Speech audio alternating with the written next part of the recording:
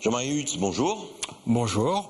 Alors l'Automobile Club vient de tester l'Europe des taxis et si aucun pays ne mérite la mention très bien selon eux, les taxis français, en l'occurrence parisiens, s'en sortent plutôt bien, 6e sur 22. Vous pensez que vous aussi en Alsace, vous êtes plutôt des bons taxis ? Nous espérons du moins véhiculer cette image-là, de bons taxis, et je pense que nous nous situons franchement dans la bonne moyenne, pour ne pas dire dans le haut du pavé, sur le haut du pavé. Alors déjà, qui sont les utilisateurs de taxis dans notre région? Alors il y a les parlementaires européens bien sûr, on en parle toujours, mais les autres c'est qui? On parle beaucoup des parlementaires européens, mais en fait ils ne représentent qu'une très petite partie de notre clientèle. Il faut savoir que ces gens-là ont des voitures attribuées, mises à disposition. Nous véhiculons surtout beaucoup de personnes âgées, des personnes qui vont aller chez les médecins, chez les coiffeurs. Nous faisons également beaucoup de malades, de tiers payants. Donc c'est une des nouvelles diversifications du monde du taxi.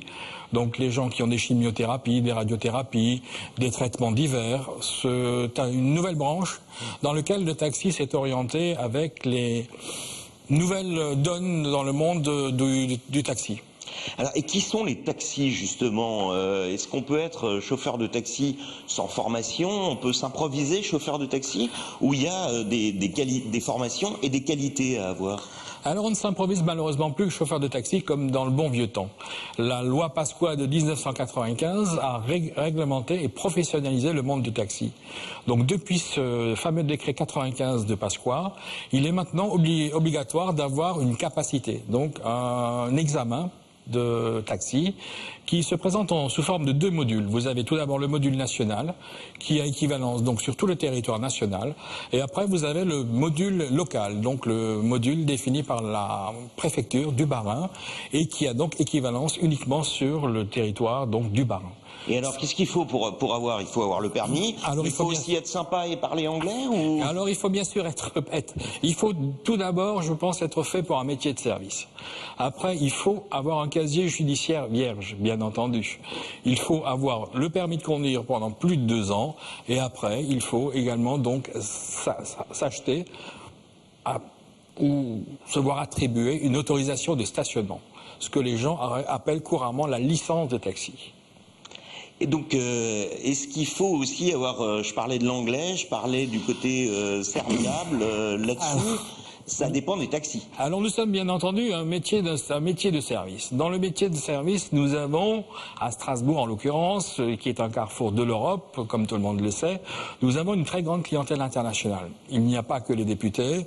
Pendant le marché de Noël, nous avons beaucoup de touristes étrangers, des Espagnols, des Anglais, des Américains. Le Palais des Congrès est très efficace, qui également a des congrès internationaux, des Anglais, des Américains. Nous avons des entreprises américaines dans la région qui font des meetings, donc des congrès, et il nous est demandé parfois de parler l'anglais, l'allemand bien entendu, en tant que ville frontalière.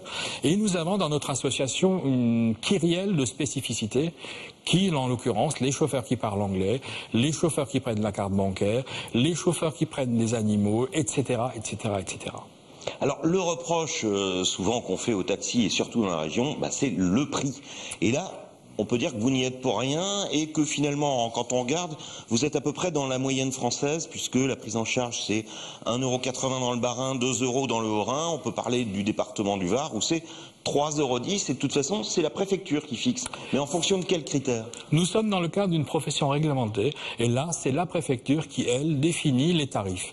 Le tarif donc part toujours sur le prix, sur une équivalence entre une partie d'attente, une partie de kilomètres en charge. Donc il y a une équation qui est déterminée par la préfecture, un quota, un prorata de ci, de cela et d'autres choses et qui donne en résultante le prix du kilomètre donc en charge, et de là sont définis le prix du kilomètre en approche et également le tarif de nuit. Et donc les taxis alsaciens sont dans la moyenne nationale, on peut le dire? Nous sommes, on peut le dire, dans la moyenne nationale au niveau de autant du tarif de kilomètre en charge que de la prise en charge. Jean-Marie Hutz, merci. Merci à vous.